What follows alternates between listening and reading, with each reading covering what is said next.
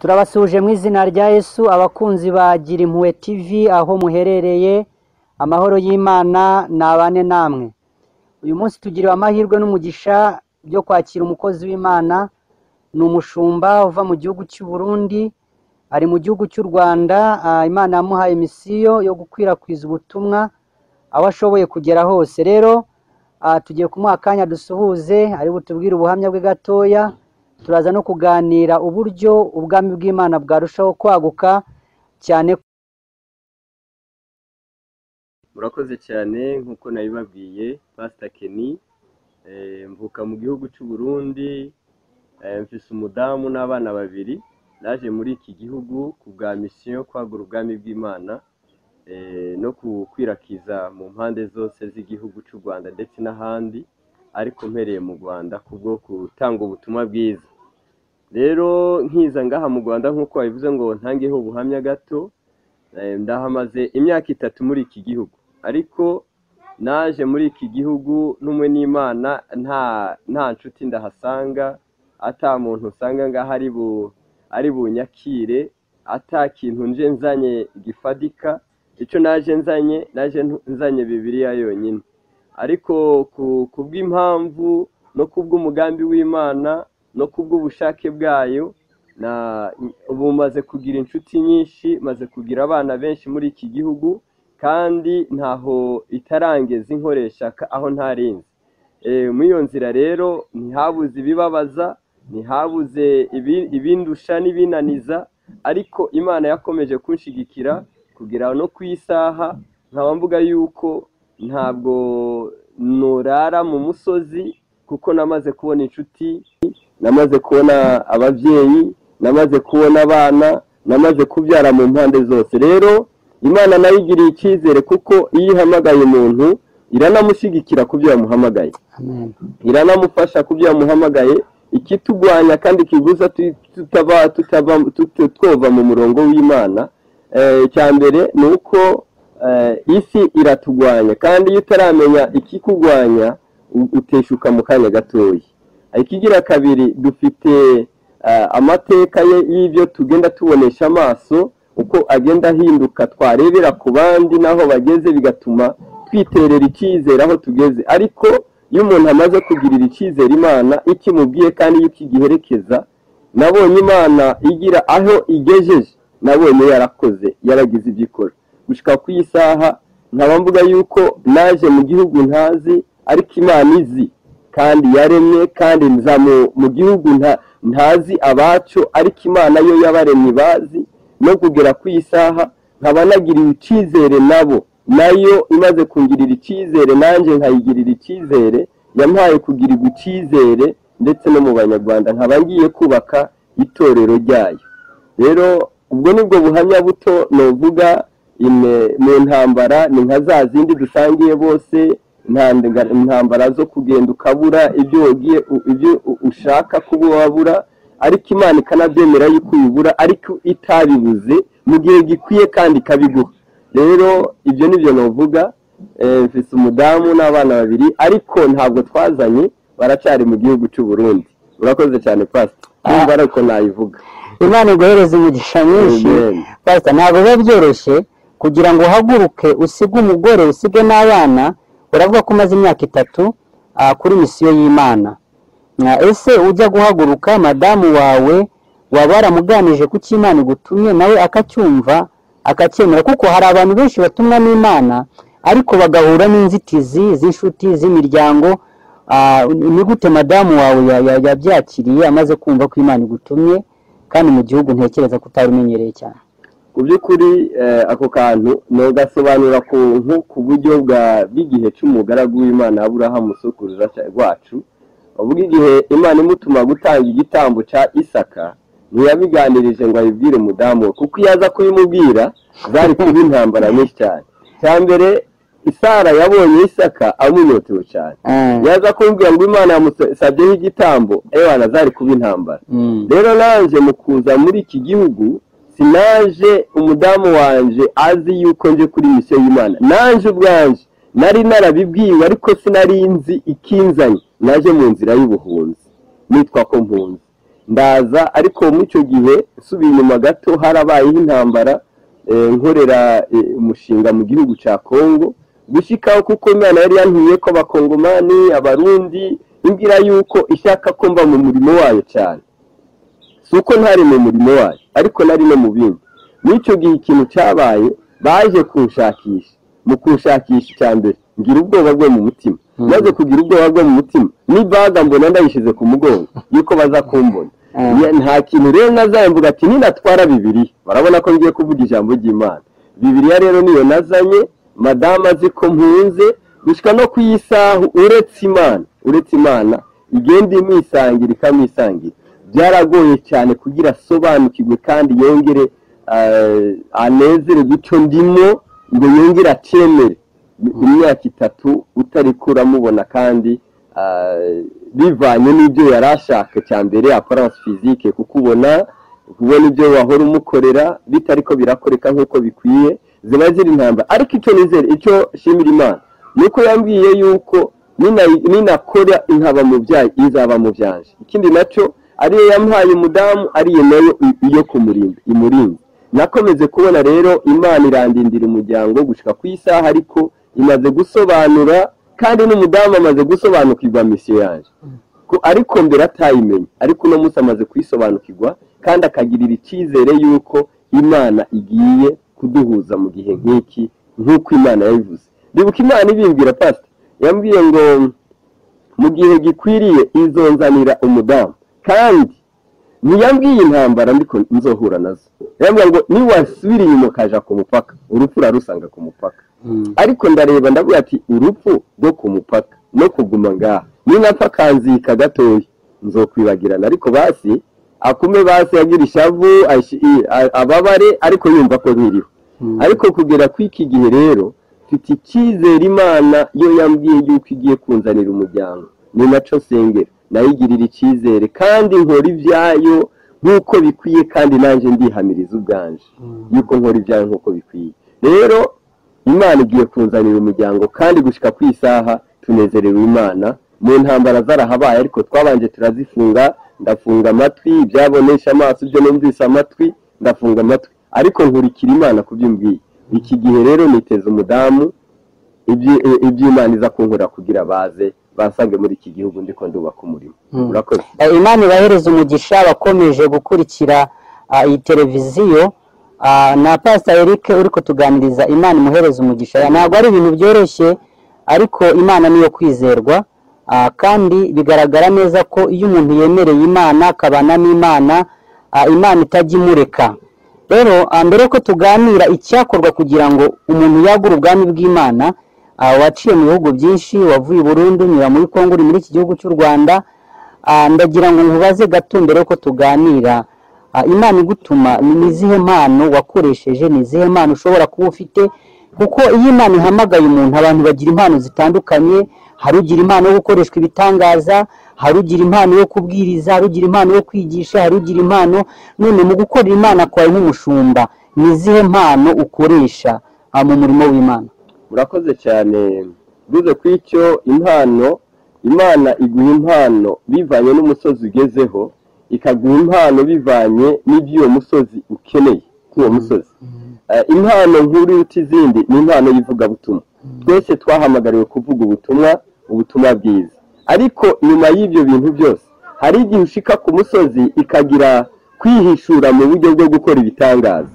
kugira ngo igaragare nk'Imana ikindi naco ukagera ku wundi musozi kuko gasusanga bafise ibindi bubakiye ko ariko igakoresha impano y'ubuhanuzi par exemple icyo gihe rero icyo novuga ngo nk'impano nokoresha ahubwo novuga ngo impano zose zikenerwa ku musozi Imana ibishaka ni nazo ikora ku musozi bishaka kubwo kwiheshereza icyubahiro ku musozi ngezeho ni nako nabisobanura impano zose nizayo ariko umusozi ngezeho yose ikoresha nk'igikoresho cyayo igakoresha impano zikenewe ku musozi noba ngezeho niko navuga pastor ya Imana iguhereza umugisha hari ibintu bikunda kugaragara mu by'ukuri impano zose nk'uko bivuze ziba zigoye guhesha Imana icyubahiro ariko hari ibintu bigaragara cyane ku mpano y'ubuhanuzi ugasanga umuntu ufite impano y'ubuhanuzi mbese abantu baramukurikiraho iyo mpano kurenza uko bakurikira Imana cyangwa kurenza uburyo bakorera Imana. Ugasanga nubwo abantu bakorera Imana ariko hari impano abantu birukanka inyuma kuruta izindi. Ibyo ngira ngo bikunda kugaragara ahantu hagiye hatandukana. None ibyo birakwiriye? Bo ikintu cya mbere nabanza kuvugana cyane cyane reka mbanze mpere ku bahanuzi. Ndahera ku bahanuzi. Ikintu cya mbere, Imana itanga impano y'ubuhanuzi ku muhanuzi. Ibiyiguhaye icya mbere kugira ikubaka iwe wenyine nyirayo. Kigira kabiri, ibiyiguhaye kugira ngo yubake itorero ryayo. Kigira gatatu, yiguha kugira ngo iheshe icyubahiro nyirayo, ni kuvuga iheshe icyubahiro Uwiteka. Mu gihe jewe muhanuzi uri kurankurikira, woba ukoresheje impano kugira ngo ushakishe, tuvuge mu Kiswahili bavuga ngo tufanye kuwa watu mashabiki yetu, wawe abafana mashabiki. Ni kuvuga muri icyo gihe ufise akaga, ufite ibibazo.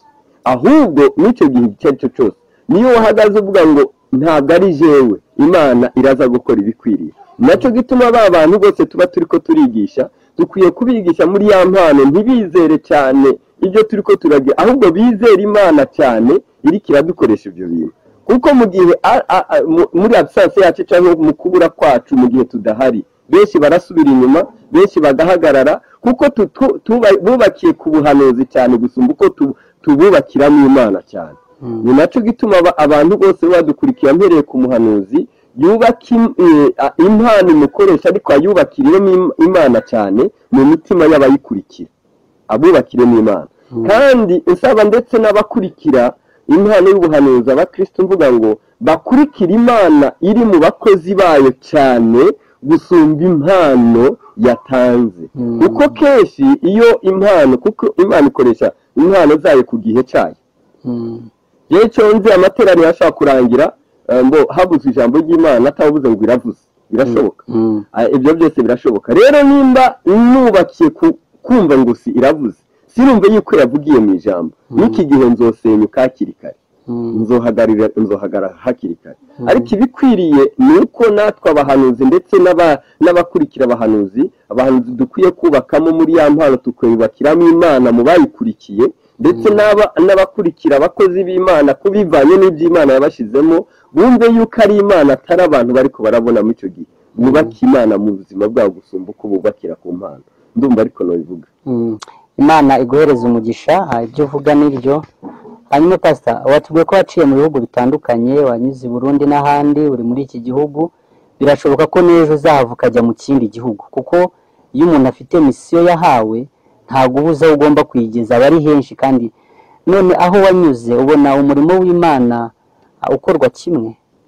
Bo umurimo w'Imana novuga muri kimwe, umurimo w'Imana ni umwe, kandi no gukora usanga haba itandukanizo bivanye n'imico, ariko Imana ni imwe, yihamagara ni imwe, kandi niyitanga impano ni imwe. Ariko ahubwo ndavuga ngo mu gukoreka hamwe no gufatanya, mu gukora umurimo w'Imana hari itandukaniro.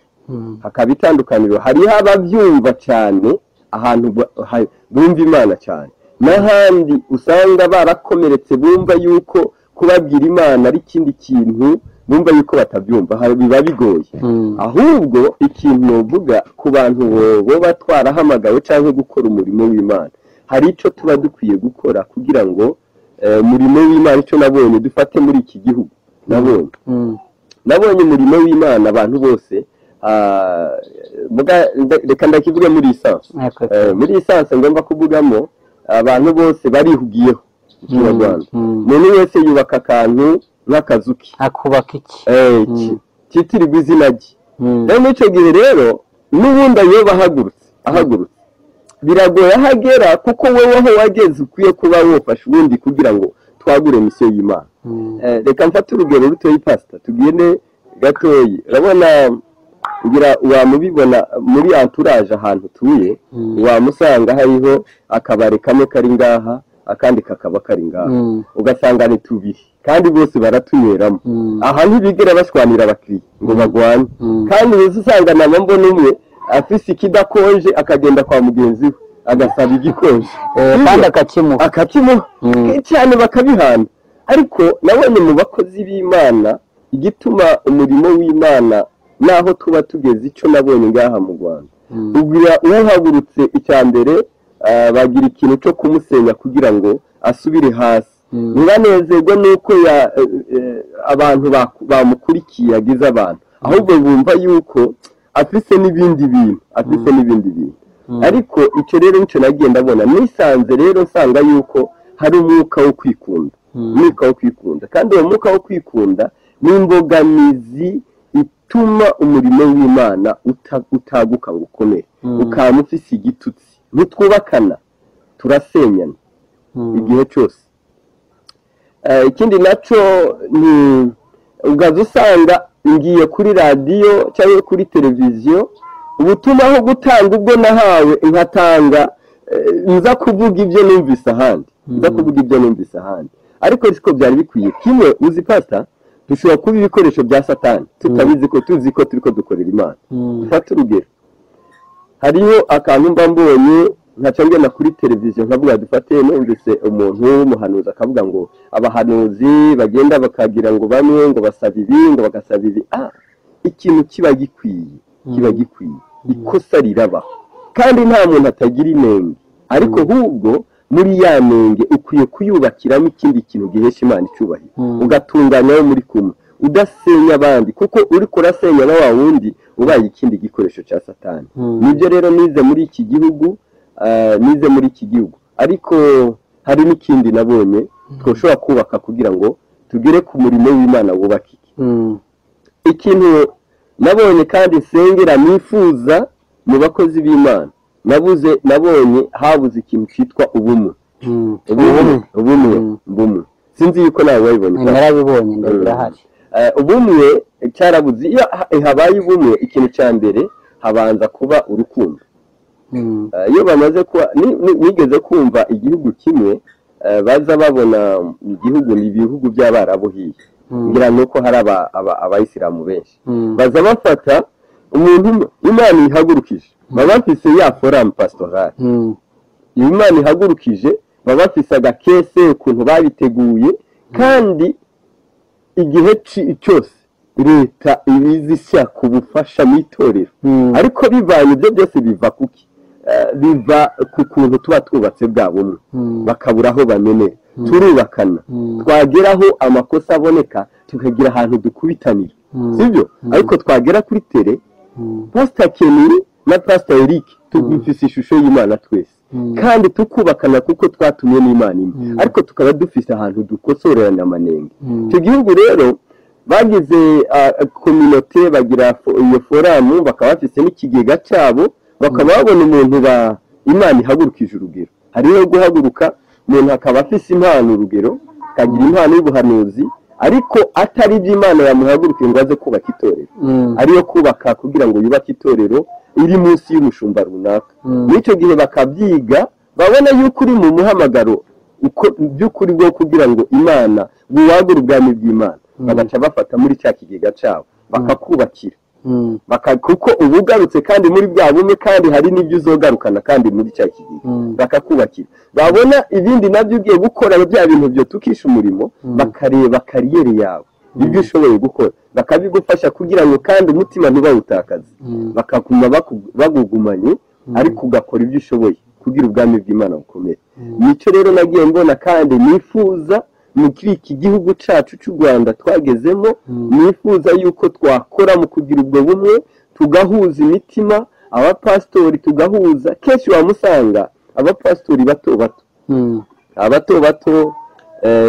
bakitwa bayitwa ariko bakiri batarubaka izina rikabakizemo niyo wamusanga bahura bakaganira basangira ubusa ariko ugaza usanga ntujakomeye nashobora kuba yoza ngo aze gusura wa wundi kuko bivanye n'icyo gihe rero nicyo navuga ubumwe burakenewe nanje ndabisengera muri iki gihugu cyacu cy'u Rwanda Pastor Eric Imana iguhe umugisha turi kuganira n'umupastori Eric kuva i Burundi afite ubutumwa Imana yamuhaye yemeye gusiga umugore yemera gusiga abana mu by'ukuri ataje muri business ahubwo azanye ubutumwa bw'Imana hanyuma turi kuganira ku murimo w'Imana icyakorwa kugira ngo izina ry'Imana rihabwe icyubahiro atweretse amakosa menshi abaho. Pastor, ayo makosa yose ni izihe ngaruka agira ku itorero rya Kristo? urakoze cyane. Ingaruka ya mbere kuko ayo makosa agenda araba, icya mbere ni uko dufatiye kubigaragara, ni uko leta aba ari icyo yifatira itorero, niyo yifatira itorero ariko ntibyari bikwiye kuba. Ikindi nacyo umuntu uwo ari we wese amakosa agenda araba bivanye n'ibyagiye birakoreka, umuntu wese atakaririza icyizere abakozi b'Imana. Ayandi amakosa tugenda tubona n'uwihagurukije mu gihe gikwiye bagoye kumugirira icyizere bivanye n'ibyo bagiye barabona n'ibyo bagiye barumva.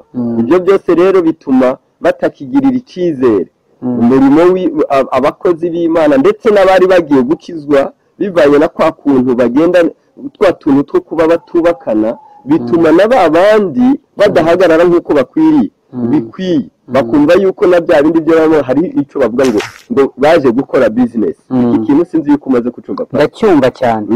Abavuga ngo ni business bariko barakora, sindabyase, ariko ku by'ukuri ikintu twahamagariwe nka misiyo y'Imana. Reka nongere nisubireho gatoya kuri jewe. Minimwe muri iki gihugu nakubwiye yuko ntigeze nta mushiki wanje, nta shangazi, nta anko bari muri iki gihugu, nta n'umwe. Ariko nta konte mfise mu Rwanda, nta n'ikintu, nta muntu mvize ngo azoza kumpa amazi yo kunywa, ntawe. Ariko kwemerera Imana bifise byose. Nivyo ushobora kuba wogera ku byo ushaka, ariko mu gihe uri muri misiyo y'Imana iguha ibyo ushaka, mu gihe uri gukora ibyo ubushake bwayo, ariko gutegura kuzoyikugeza ku bushake bwayo mu gihe gikwiye. Ndavuga yuko kugera mu iki gihe ntabwo ndi mu nzira y'abandi, mbayeho nk'uko abandi, gusa ubuzima burasumbasumbana. Ariko nicwe n'inzara, sinicwe n'inyota, sindara ku musozi, nagiye kandi nta mafaranga nazanye, bivanye n'uko yantumye kandi nkakora ubushake bwayo. Nabonye abanyarwanda bangirira icyizere, barangaburira, barampa icyo kunywa, barancumbikira, gushika no ku isaha ndacyafitiye Imana icyizere, no kugira ngo Imana igire izane n'umuryango cyangwa impinduro n'amateka n'iryo torero ndiko ndubaka ku iki gihe ngiye kubaka. N'abakozi b'Imana b'abanyarwanda amaboko yanje babonye Imana muri jewe, babonye baragenzo barashishoza ukuri, barakurikira, nibo bariko barabikora, kuko urumva nta kintu ufise uretse iyo Mana yonyine. Icyo nashaka kuvuga rero ni iki, ni kuvuga yuko ibyo byose bo bavuga ngo business, Imana irikwije, Imana ifise byose, kandi Imana ikora byose kandi mu gihe gikwiye. Cyakora gusa nk'uko ijambo ry'Imana avuga ngo hahigwa wizeye icyo yavuganye n'Imana yuko kizasohora. Amen. Rero umaze kwizera icyo cyonyine, hariho amatwi ubanza ugafunga, hariho amaso ubanza ugahumiriza, ariko ugatumbira ijuru. Iyo umaze kuritumbira rero ubona ineza yayo. Izo ngaruka rero zigenda ziraba rero ni za zindi bivanye n'uko bagiye barabona hagati yacu twebwe abakozi b'Imana, twebwe ukuri kwacu, ukuri wowe ufise kuza kurwanya ukuri kwanje, sibyo? Kandi ukuri kwanje kuza kurwanya ukwawe, kandi nkaba ushaka kugaragaza ukwanje yuko ariko kuri gusumba ukwawe. N'icyo gihe rero bahabuze ukuri ko gufata uko ariko, kuko turagwanyana. Ingaruka rero ibaho nuko imitima yose uno munsi idahagarara muri Kristo nk'uko bikwiye. Abari gufata umurimo w'Imana uca ufatwa n'abanyamahanga, ugafatwa n'abanyamahanga. Igikwiriye rero nuko twugaruka kandi tukagaruka, tukongera tukagira ubumwe nk'uko bikwiye, tugafatana amaboko, yaba ukomeye n'uworoheje. Umuntu wese akamenya yuko agikeneye imbaraga z'undi. Umukene akeneye umukire, umukire aracakeneye umukire, kugira ngo bagire aho bagezanye. Nico novuga pastor. Okay. Imana iguhereze umugisha, kandi ukomeze gukorera Imana. Umuhati wawe ntabwo ari ubusa, kandi ndazi ko Imana izagushoboresha. Amen. Yatangije umurimo muri wowe izanawusohoza. Amen. Imana ibahereze umugisha rero. Mbere yuko tuza gusoza, ndagira ngo nsabe Pastor Eric agira ubutumwa atanga mu byiciro bibiri. Icyiciro cya mbere ni ku bantu ibyo bintu bishobora kuba byaragizeho ingaruka, kuko iyo hari ibintu bibi haba hari n'ingaruka byazanye. Icya kabiri ni ku bantu bashobora kuba batarakoze neza inshingano zabo bigateza ingaruka. Ni ukuvuga hari abantu bagize ingaruka kubera amakosa yabaye, hari n'abandi batahagaze neza biteza ingaruka. Ndagira ngo mbere yuko dusoza we wagira ubutumwa utanga kuri ibyo byiciro bibiri, Imana iguhe umugisha. Amen. Murakoze pastor. Mbanje gushimira abariko baradukurikira kuri televiziyo yacu. Shimiye ku bariko barakurikira bino biganiro. Nagomba kuvuga mpereye ku canyuma mu byo uvuze. Icyambere reka mpere ku byatumye iyo ngaruka igira, reka mpere ku bakozi b'Imana bahamagawe bose ko bariho, n'abasaba ikintu cyose ari ikintu bavuga ngo ijisho igiti ntikigukora mu jisho kabiri, kuvuga ngo ikosa ryarabaye. Umuswahili aravuga ngo kosa si kosa, kosa kurudia kosa. Ikosa si ikosa, ikosa no gusubiramo ikosa. Ikosa ni gusubiramo ikosa. Reka rero imvuge ngo bakozi b'Imana aho bari hose, yaba ukomeye n'uworoheje, yaduhamagaye n'imwe kandi niyo kwizerwa. Wowe wagize aho ugeze kandi ukagera aho ugera, nagomba kugusaba yuko wakomeza ukagira icyo ukoze kandi ugafasha abandi abakozi b'Imana bariko barahaguruka, bafashe kugira cya kintu kugira ubwami bw'Imana bwaguke. Ubwami bw'Imana ntabwo ari ubw'umuntu umwe, n'ubwa twese kugira twubake. Nashaka kuvuga ngo mugire kubakana, nkasaba n'abandi abapastori bagenzi banje, namwe mukiri hasi mwumve kwifatanya wifatanya urugendo rumwe. Kwifatanya urugendo rumwe biragoye kugira aho ugera, ahubwo wige gufatanya n'abandi, mwige kubakana n'abandi. Ugira ibyo wubaka ku musozi umwe, nabo baze kugufasha ku wundi. Imbaraga zawe, ubwenge bwawe, ubukene bwawe ndetse n'ubukire bwawe bufashane ku musozi, kuko ibyo biba kundi umusozi nibyo bizokugarukira. Ndakunda umuhanuzi w'Imana Obadiya ibyo yavuze ngo igihe kirageze mu Obadiya 15 ni gice kimwe, avuga yuko ngo ibyo umuntu yakoze byose bizomugarukira ku gatwe kiwe. Ni kuvuga wowe mukozi w'Imana uzi yuko uri kurabiba neza, bizokugarukira ku mutwe wawe. Utabibonye muri iki gihe, umuryango wawe uzobibona, abana bawe abuzukura bazobibona, n'ubu utogera muri ayo mateka yasezeranye, ariko abana bawe n'abuzukuruza bose bazoyabamo. Icyo nagomba kuvuga ngo tugaruke umurimo w'Imana, tugarukire kandi twunge ubumwe, dukore mu rukundo, tureke kugwanyana, twubakane, twambikana agashati. Nkagaruka rero ku bandi boba barateshutse cyangwa bakaba hari ibyo bavuyemo bivanye n'ibintu runaka, nabagira ngo Imana ishoboye byose, bongere bahaguruke. Ibyabakomerekeje kandi haracariho niyo kubomora, kandi hari aho wakomerekeye, hari naho ushobora komorerwa. Kandi nagomba kubwira ngo ntuhime umuntu, Imana yonyine ntushobora kuyihima, kuko iracitwa Imana. Iritwa Imana wabivuyemo, iritwa Imana ubirimo, iritwa Imana waguye, iritwa Imana kandi uhagaze. Ikindi nagomba kukubwira, umunsi wagabiwe n'uyu munsi, ejo ntabwo haza. Ushobora kuba ukomeye uyu munsi ariko ejo bikarangira. Ariko nagomba kukubwira ngo ni hehe birangirira, ni hehe uri kuraja. Inzira ni zibiri, hari inzira y'ijuru hakaba n'inzira y'ikuzimu, ariko ku muntu abirimo. Nagomba kukubwira ngo umunsi wo kuza kwa Kristo ntabwo uwuzi, kandi umunsi wo kuza niwo ku muntu ushobora kuza uno munsi. Ahubwo icyo nakubwira ngo va ku bantu uje ku Mana. Amen. Uve ku byo wumvise, ahubwo uje ku byo yakubwiye. Ibyo yakubwiye rero yo itabesha, abantu bo gutenguha, ariko yo ntizitenguha.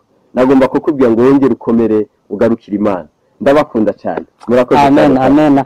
Tugiye gusenga Imana, munyemere dushimire Eric. Turagira ngo usenge Imana, ushimira Imana kubw'abakunzi n'abakurikirana bino biganiro. Icya kabiri, birashoboka ko hari abantu bakurikirana, harimo abarwaye, abafite ibikomere mu mitima, batanezerewe. Ufate n'akanya usengere abantu, ndetse usengere n'ibikorwa by'iteleviziyo kugira ngo Imana irusheho kubyagura. Imana iguhereze umugisha. Amen. Ntarasenga mbanje gushimira Pasiteri Mwangiriye Icyizere, mukantumira kuri iyi televiziyo. Ni icyizere nagiriwe n'Imana. Nyine byifuza benshi ariko ni bake babigezeho. Mbanje ashimira Imana kuba nagiriwe icyizere namwe, kandi Imana ikomeze kubagura ubwo mutima. N'ikindi kandi natwe mukomeze kutubaho no kutugendera no kudushyigikira mu byo mwashobojwe naho mugeze. Reka dusenge Imana. Data wera uri mu ijuru, mu izina rya Yesu Kristo wa Nazareti, ndakwinginze Mwami, nk'uko uri Imana washoboje kuba nohagarara mu murimo wawe kandi ukanshoboza kuba nuhagarara nk'uko bikwiye kubwawe mwana. Kandi data uri mu ijuru ntugire icyizere kuko data uri mu ijuru hari ibyo nabonye nkoresha ku musozi ngezeho hose ariko izina ryawe rigahabwa icubahiro. None ubwo manje kukwereka mwami ibyo twavugiye aha hantu. Reka mwami ushigikira abagaragu bawe mu mpande zose mwana. Mu mpande zose z'isi wahamagaye kuba kwamamaza ubutumwa bwawe no kwamamaza ubwami bwawe. Reka rero bashoboze kandi mwami mu byo bakenye byose kugira mwami itorero ryawe ryaguke wibahe mwana. Ubarinde igitutsi aho cyava hose kandi ukomeze kubashigikira nk'Imana. Mu izina rya Yesu Kristo rero mwana nongeye kukwinginga kandi nakwereka abankurikiye bose mwana. Nzi yuko hariyo abafite ibibazo bitandukanye ariko data ugira neza ndakwinginze Mana ushoboye byose. Uwankurikiye kandi akantega ugutwi ndakwinginze data ushoboye byose uyu mwanya ndagusabye mwana. Reka mwami uku kwezi kutararangira abone ikimenyetso cy'ibyiza abone yuko mwami haracariho kandi aho watoranije mwana. Kandi data uri mu ijuru nongeye kukwinginga mwana ndakwereka abagwayi data ugira neza. Ukuboko kwawe mwami urwanje nubwo kutahagera ariko kwawe mwami ntabwo ari kugufi ngo kureke gukora ibitangaza. Sengeye abagwaye mu mpande zose haba unkurikiye ndetse n'uwaba afise urwaye ariko arankurikira ahagaze mwami mu cyimbo cye. Mu izina rya Yesu Kristo ntangaje gukira diabeti, ntangaje gukira amakanseri, ntangaje gukira mwami indwara zitandukanye. Mu izina rya Yesu Kristo kandi sengeye ibyifuzo by'abankurikiye kuri televiziyo. Mu izina rya Yesu Kristo mwami abifuza akazi mwami ngwino bavuganire nk'uko wowe ari we muvugizi mukuru dufite Yesu. Mu izina rya Yesu Kristo nsengeye mwami abashaka kushinga ingo. Mu izina rya Yesu Kristo reka mwami uzubashoboze kandi ubahuze n'imitima yabo yifuza. Kandi nsengeye ingo mwami reka mwami uzishoboze kuko ari ryo torero mwami. Itorero mwami aho rivukira kandi rikuru mwami n'urugo. Mwami reka amahoro yawe abe mu ngo uze kurwanira ingo kandi uzishoboze ubwumvikane bube mu ngo kandi ukomeze kwiyerekana nk'Imana. Urakoze rero kumvise kandi uje gukorera kwibahisha natwe nko kutwubahisha nk'abagaragu bawe. Mu izina rya Yesu Kristo abyo nizeye amen. Imana ibahe umugisha. Shalom shalom naho ubutaha.